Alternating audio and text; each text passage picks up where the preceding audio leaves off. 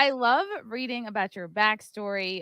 Your first job kind of in TV was hosting for the Dallas Stars hockey team. So you're basically like, how did you get, well, was that your first gig?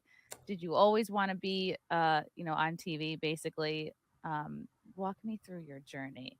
Yeah, I will. So I always wanted to be on TV just because I remember when I was learning to read, I was about 6 years old and my mom was having me practice my reading skills with like the newspaper. And because, Oh, my mom and my grandparents, everyone still got, like, the physical newspaper when I was a kid. So, there was a story about a child that lived in Dallas that had already paid for their college education by doing, like, acting on TV shows and commercials and stuff like that. And so that was the article that I read. And so I went to my mom and I'm like, "Wait a minute. So this kid's getting paid to play pretend? Like, someone will pay you to do it?" And so my mom kind of explained how that worked. And so ever since then, I thought, "Well, if someone's gonna pay me to just goof off, well then yeah, that's what I want to do." So I started off wanting to be an actress and I did a couple things. I'm not a good actress at all, but I was trying to make ends meet and pay my rent, and the Dallas Stars, they were looking for an entertainment host. And I enjoyed hockey. I'd always kind of been a hockey fan. And so I went out for that and I got that job. And I thought, well, I actually enjoy this so much more because I don't have to be a character. I just get to go out there and be me. So that's how I started sort of working in the hosting and on-air arena instead of doing commercials for cashforgold.com and for Sonic America's Drive-In and it's so 7-Eleven. funny. That's kind of how I started too. Like I'm like, do I want to be an actor? But I was like doing improv. So many of the improv people at the UCB at the time would like end up getting into commercials. So you take like everyone takes the same commercial acting class. Like you all see the same people. And then for the next like 10 years, I'd watch TV and I'd be like, oh, there's everybody who got like a commercial but me. And then like, you have to be okay with a lot of rejection. But at a certain point, I was just like, I have to move on from this. Like, I am having no luck at all. So then I got into stand up. But it's a hard road. And like, I just remember so many auditions. Like, you get there, you get to have the scripts printed out, and they're like all like basically chewed up and people like have spilled coffee on them all day and you're just like how do I so like in anywhere from like 5 to 20 minutes you have to like get a sense of what kind of character you're gonna I probably sucked at it because I just would and then they're like improv, you can improvise a couple lines and then you would and they'd be like thank you, goodbye. Right. I It's didn't so have true. enough luck. I don't know if this was your experience, but I don't think I was artsy enough to be an actor for anything other than commercials because everyone else would be at these auditions with like their character's backstory and they'd like thought of this whole other life for their character and where they'd come from and what they'd been uh, through, and they were doing all this like sense memory acting, and that's too I much. it These was people too take much. themselves too seriously. These actors, like, they don't live in the real world. A lot of them, they just like are like, oh, the craft, like, Yes. oh, and it's like you're selling toilet cleaner. Like, come on.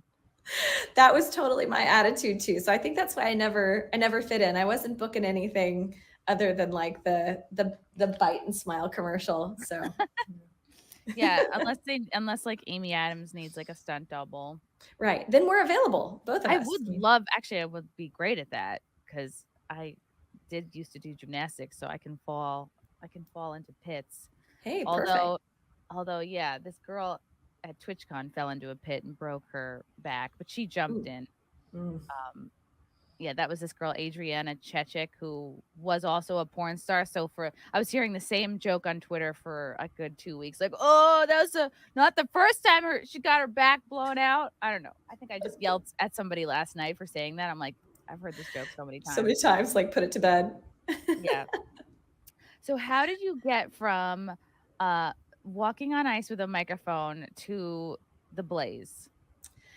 I started after working for the Dallas Stars, I started getting hosting gigs around Dallas for other TV shows. I did a home show called Hot on Homes, and I did a show called Home and Lifestyle TV, and then we have a city magazine here called D Magazine, and they did their own show too, so I did that.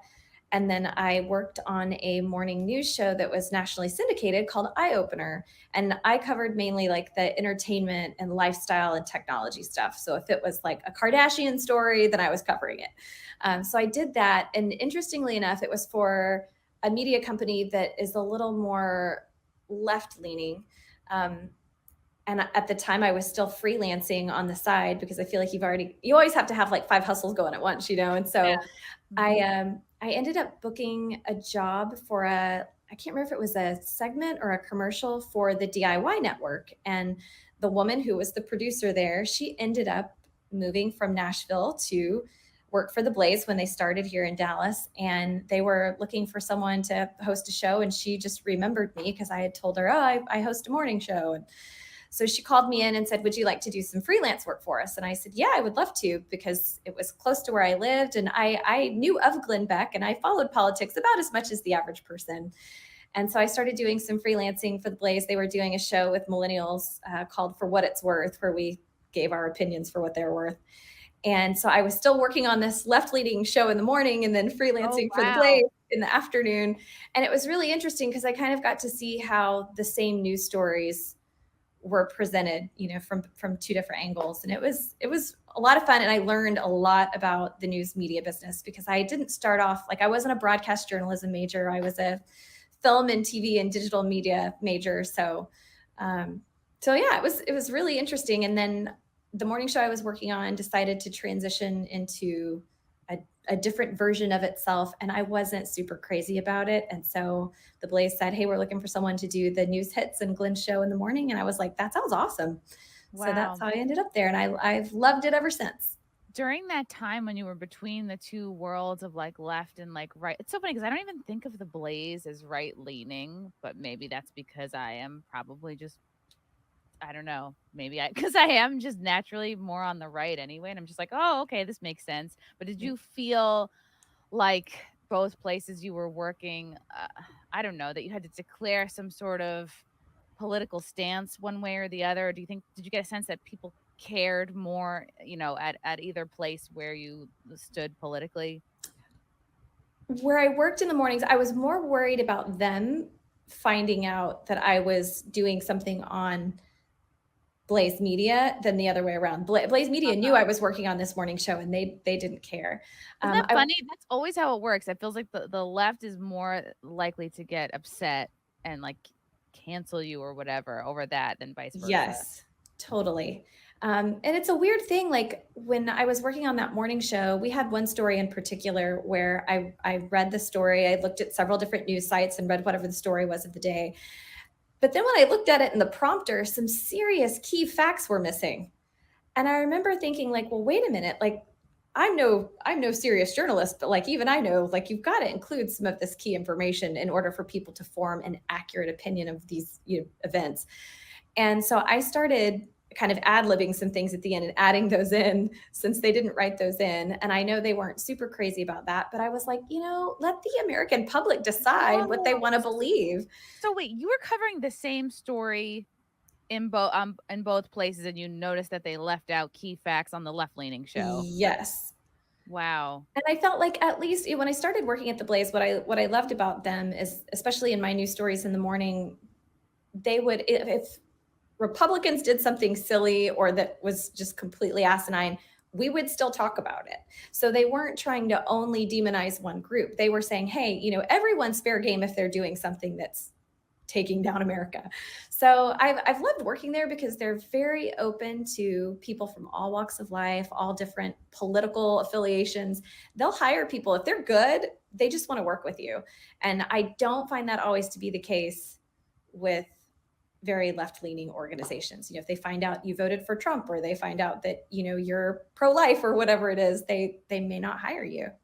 Yeah, or they'll like screen through all your social media posts. Right. Yeah. It feels sneakier, like it's more cultish feeling to me. Love you guys. Thank you for the chats. Thank you for the comments. I will see you guys tomorrow. Bye. Bye. All right. Love you guys. God, I don't even want to leave. This candle smells so good. I don't want to leave. All right. Love you guys. Talk to you soon. Bye. Love you all. Join the Discord. Feet. Love you all. Wow. You guys are awesome. Love you, get it. Bye, guys. Bye. Now I'm really leaving. Love you. Bye.